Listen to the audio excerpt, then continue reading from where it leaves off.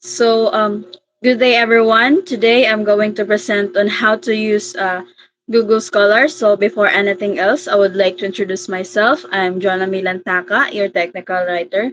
So, what is Google Scholar?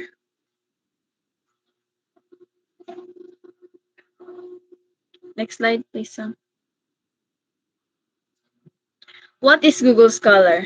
So, Google Scholar is a freely accessible search engine that indexes scholarly literature across various disciplines, including articles, theses, books, conference paper, and patents.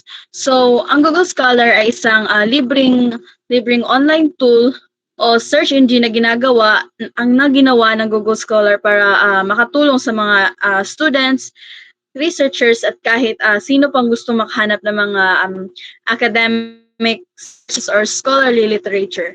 So, sa halip na mga ordinaryong website lang ang lumalabas tulad ng Google search, ang mga resulta dito ay mula sa mga artikulo or mga articles na na-publish sa scientific journals.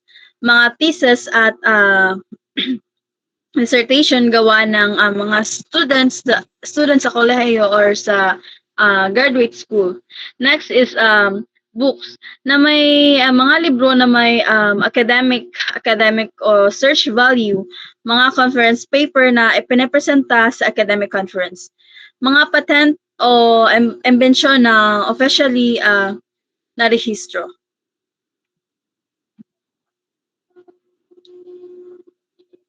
So, key features. So, first is search for academic content. So, sa Google Scholar, pwede kang mag-search ng mga academic materials tulad ng journals, articles, thesis, dissertations, books, at research papers. So, pero ang lalabas na results ay pang research or scholarly, hindi random website. So next is citation tracking. So makikita mo kung ilang beses na mention on a site ang isang article sa research. Nakakatulong ito para malaman mo kung ganun ka-reliable o ka-influential yung isang paper. Next is a library links. Kapag naka-set up ka ng school or university library access, minsan may button na find it at your university. Ibig sabihin, kung enrolled ka sa isang school, ma-access mo ng libre ang ilang ang ilang paid research papers through your school library. Next is free access to many works. So maraming research paper sa Google Scholar ang libre mong mababasa. Minsan naka-PDF na agad, minsan naka-link sa mga university sites o open access journals. So please.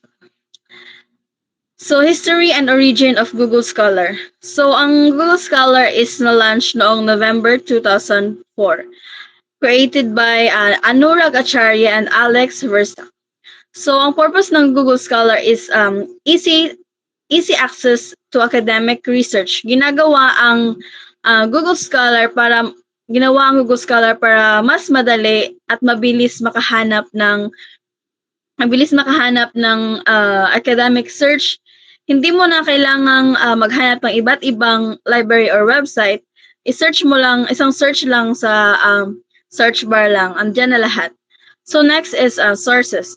So journals, books, theses, conference papers, nagbibigay ito ng access sa iba't ibang uri ng scholarly content tulad ng journals, academic articles, books, thesis, dissertation, conference paper. Lahat ito ay galing sa credible at professional sources. Next is a free tool for students, researchers, educators. Libre gamitin ang Google Scholar para sa mga guro, tulad nating estudyante at researchers.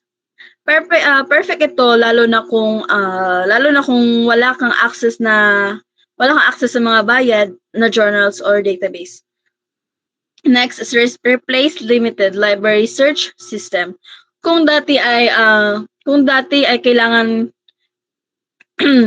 kailangang pumunta pa ng library o gumamit ng mga limited na online systems. Ngayon, accessible na ang scholarly resources nasa bahay ka lang. Next is mission. Organize scholarly knowledge for everyone. Ang goal ng Google Scholar ay ayusin at pagsama-samahin ang academic knowledge para maging accessible sa lahat saan ka man naroon. So, how to use Google Scholar? So, paano nga ba gamitin ang Google Scholar? So, using specific keywords means entering focus, relevant, and technical terms related to your topic instead of general works. So, may option sa Google Scholar na advanced paper para using specific keywords. So, gumamit ng tamang keywords na related sa topic mo. Mas specific, mas accurate ang lalabas na results. Halimbawa, instead of searching a borrowing system, try to search centralized school borrowing system. Next is use quotation marks. Kung gusto mong hanapin ang eksaktong phrase, gamitan mo ng quotation marks. So example, as without centralized school borrowing system, use quotation mark with quotation mark centralized school borrowing system. Next is please Kusang. Next is use date filters.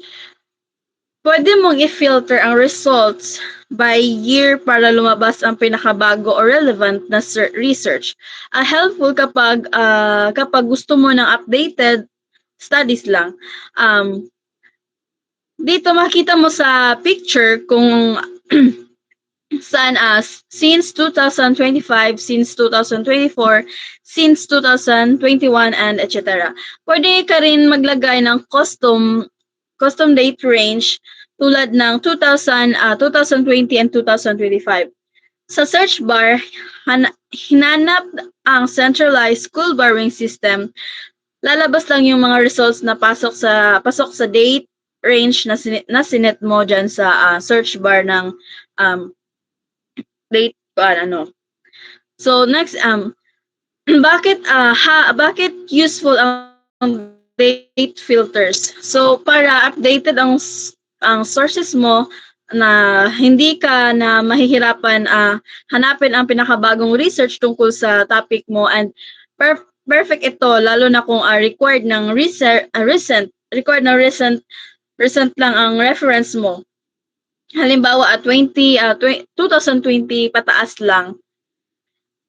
Next is use title search. So put the paper's title in quotations. Example as centralized school borrowing system. Google Scholar will automatically find the paper as well as other papers which mention it. So gamitin ang option na entitled para sa siguradong lalabas lang yung papers na may keyword sa mismong title, mas targeted at search results mo. Next is use advanced search. So, may option sa Google Scholar na advanced search para makapaghanap ka na kagamit ang exact phrases, author's name,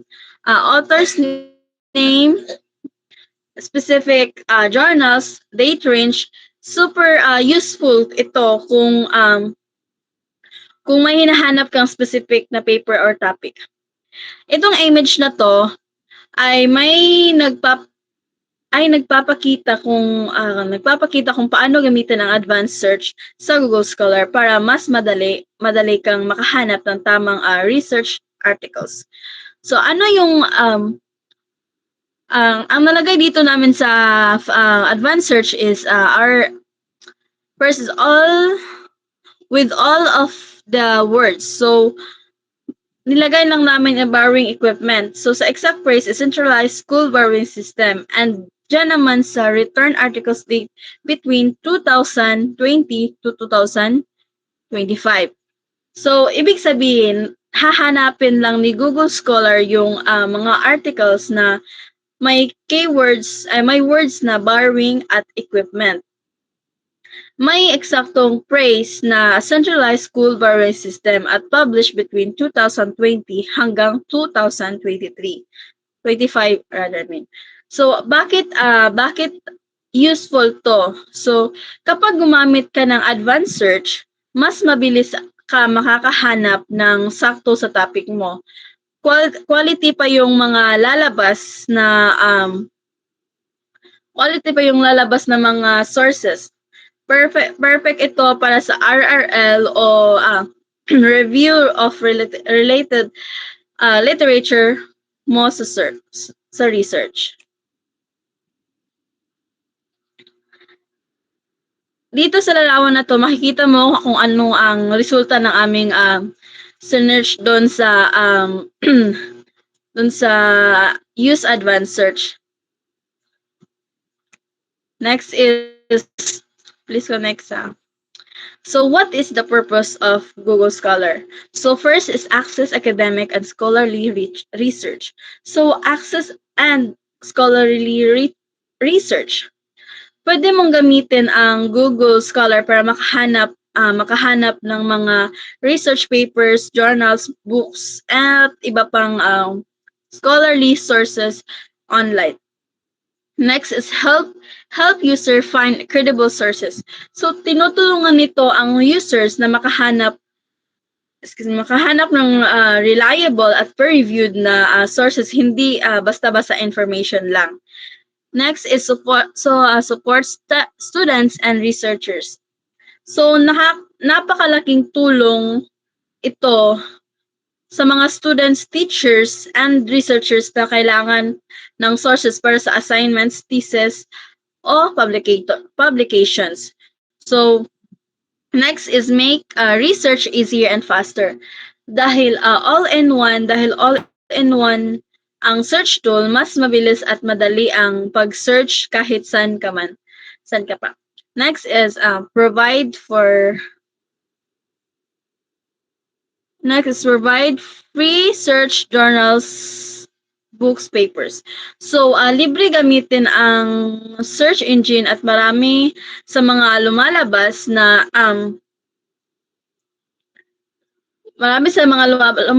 sources at free to access din. Next is improve quality of academic work. So, dahil mas madali nang makahanap ng high quality sources, tumataas din ang kalidad ng mga research output na organize scholarly knowledge online. So, ang layunin ng Google Scholar ay i-organize ang gawing accessible ang academic knowledge para sa lahat online. Please connect sa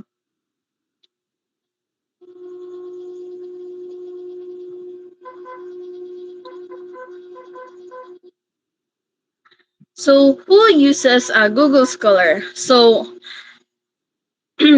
tayong mga students, yes, sobrang helpful ito sa mga estudyante gaya natin nang gumagawa ng research papers, thesis, or any academic requirement. Next is researchers. Professional researchers used to find the previous studies, cite sources, and discover trends sa fields nila. Next is professors. So, mga guro at professors use it para makahanap ng mga materials para sa lectures, academic writing, at curriculum planning. Next is librarians. So they used Google Scholar to help others find academic sources and manage digital library collections. Next is a journalist. So kapag kailangan nila ng data-driven info or background sa isang topic, Google Scholar provides credible sources to support their reports. Next is um next is writers and authors. So nakakatulong sa mga writers na makahanap ng tamang impormasyon o background research para sa sinusulat nilang libro, articles, o content. Next is policymakers. So ginagamit ito ng mga policymakers para makakuha ng data at evidence-based research na pwedeng basehan ng mga batas o public programs. Next is healthcare professionals. So doctors, nurses, at medical researchers use it to stay updated sa medical studies, treatment guidelines, and clinical research. Next is legal professionals. So lawyers at legal researchers can use it to find academic discussions on law, legal theory, and case analysis. Next is a general public. So, kahit sinong curious o gusto lang matuto, pwede mag-search ng reliable and scholarly info. Kaya Google Scholar, libre ito para sa lahat. Please connect sa...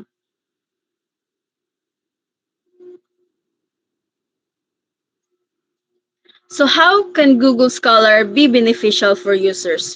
So, first is alerts. Pwede ka mag-set ng email alerts para ma-notify ka kapag may bagong research na lumabas tungkol sa topic mo. Helpful para updated ka lagi. Next is metrics. So, makita mo ang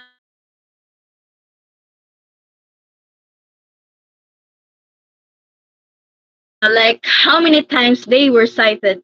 Ah, nakakatulong ito para ma-access ang impact sa isang research work. Next is a cross-disciplinary. So hindi ka limitado sa isang field. Hindi ka limitado sa isang field lang. Google Scholar covers it sa iba't ibang fields like medicine, law, science, engineering, social science, and etc. So next is research tracking. So pwede mong i-track ang mga papers or authors or authors na gusto mo. Pwede ka rin gumawa ng library your own save list of articles. Next is free access.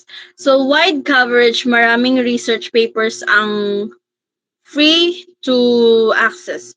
At ang coverage nito ay global for different countries and institutions. Next is credible sources. So most results come from peer-reviewed journals, universities, and journal database. Kaya mapagkakatiwalaan ang sources. Next is a citation tool.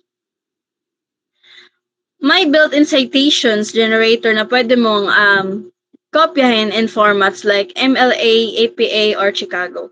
Saves time talaga when making bibliographies. So next is author's profile. Pwede mong makita ang author's profile ng isang researchers with all their publications, citations, and index impact scores. So next, please. So what is the difference between Google and Google Scholar? So for Google Scholar is a general search engine for all types of online content. So Google parang general na search engine, anything pwede mong hanapin dito, news, YouTube videos, shoppings, vlogs, kahit memes. Good siya for everyday use or kung gusto mo lang ng quick information. So for Google is Google Scholar. Google Scholar is especially designed to find academic and scholarly sources like journal, articles, thesis, and research papers. So pang research talaga siya. Dito mo makikita kung yung mga academic sources like thesis, journals, articles, at research papers na gawa ng experts. Usually, ginagamit siya ng students or researchers kapag gumagawa ng schoolwork or scientific research. So, in short, ang Google ay pang lahat. Madali at mabilis makahanap ng information. Ang Google Scholar naman is pang school, pang research, and credible sources. So, what is the disadvantage and advantages of Google Scholar, Google and Google Scholar? So, advantages of Google is fast and easy to use. So, super bilis at madali gamitin ang Google. Kung may tanong ka, search lang ang ang mga results. So next is wide range of content. Hindi lang articles ang lalabas sa search results. Pwede kang makahanap ng websites, blogs, news, images, videos at iba pa. Next is a real-time real-time updated info. So, laging updated ang research results kung may bagong balita o article agad-agad itong lalabas. Next is user-friendly interface. Madaling gamitin at simple lang ang design ng Google kahit sino, hindi mahihirapan maghanap ng informations. Next is supports multimedia. Hindi lahat hindi lahat lang text. Pwede ka rin mag-search ng images, videos, audio, at iba pang multimedia content. So, ang advantages ng Scholar is peer-reviewed credible sources. So, lahat ng content sa Google Scholar ay peer-reviewed. Ibig sabihin, dumadaan sa security ng mga experts, experts bago may tala, kaya reliable at trusted ang sources dito. Next is academic and research focus. So, puro academic content ang makikita mo dito. Mga research papers, journals, books, thesis, at conference paper. Lahat ay designed for learning and research. Next is citation tool included. So, Google Scholar may built-in citation tools na pwede mong gamitin para gumawa ng MLA, APA, or Chicago. Citations para sa mga papers mo. Super convenient. Next is author and journal info. So, pwede mong makita ang profile ng author, mga ibang research nila, pati na rin ang informations ng journals kung saan na-publish ang mga papers. Next is advanced academic search filters. So, meron itong advanced search options para maghanap ng specific papers gamit ang author's name, keywords, year at iba pang mga mas madali filters. Mas madali at mas precise ang paghahanap ng relevant sources. So sa disadvantage naman ng Google Scholar at Google is sa Google is unreliable or biased sources. Sorry. So maraming unreliable o biased sources na lumalabas sa Google search results. Hindi lahat ng information ay credible o well-researched. Well-researched kaya kailangan mag-ingat sa pagpili ng sources. So, next is overloaded with irrelevant information. So, dahil general search engine ang Google, minsan ang mga result ay overloaded ng information na hindi related sa topic mo. Kaya maghanap ng relevant and trustworthy sources. Next is SEO can affect result quality. So, ang mga results sa Google ay kadalasan SEO optimized. Ibig sabihin, ang mga well-promoted website, ang lumalabas hindi necessarily pinaka-accurate or scholarly. Marketing-focused content can sometimes overshadow academic sources. Next is no academic credibility or review. So ang mga websites na lumalabas sa Google search ay kadalasan wala sa peer-reviewed process. Hindi tulad ng Google Scholar, wala itong academic credibility review system. Next is no built-in citations. So unlike Google Scholar, wala sa Google Search ang citations tool na directly makakatulong sa paggawa ng proper citations para sa mga papers o research projects. So, sa disadvantages naman ng Google Scholar ay many articles behind paywalls. Yes, maraming articles na nasa Google Scholar ay nasa paywall. Ibig sabihin hindi libre at kailangan mong magbayad ng o mag-subscribe para mabasa ang full text. Hindi lahat ng content ay free to access. So next is limited to access academic content. Limited to academic content rather. So Google Scholar focus on academic at research-based content lang. Kaya kung gusto mong maghanap ng general information, news, or opinions, hindi ito ang tamang tool. Hindi ang tamang tool kung hindi ang tamang tool kung sa general information ka naghahanap, Google search ay mas appropriate. Next is not all disciplines fully covered. So habang marami itong coverage, hindi lahat ng disiplina ay fully represented sa Google Scholar. Halimbawa, mas marami itong content for STEM, science, technology, engineering fields kaya sa mga humanities or arts. So next is interface less um, intuitive. So kung sanay ka sa simple at user-friendly interface, ang Google Search baka interface ng Google Search, baka medyo mahirapan ka sa Google Scholar. Ang search engine nito ay technical at medyo mas complicated para sa mga bagong users. So next one is no multimedia or news sources. So hindi katulad ng Google na may multimedia content like images, videos, news at iba pa.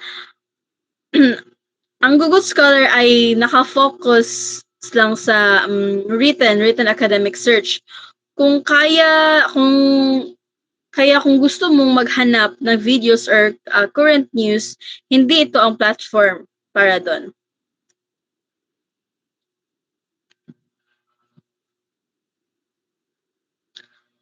Thank you, guys.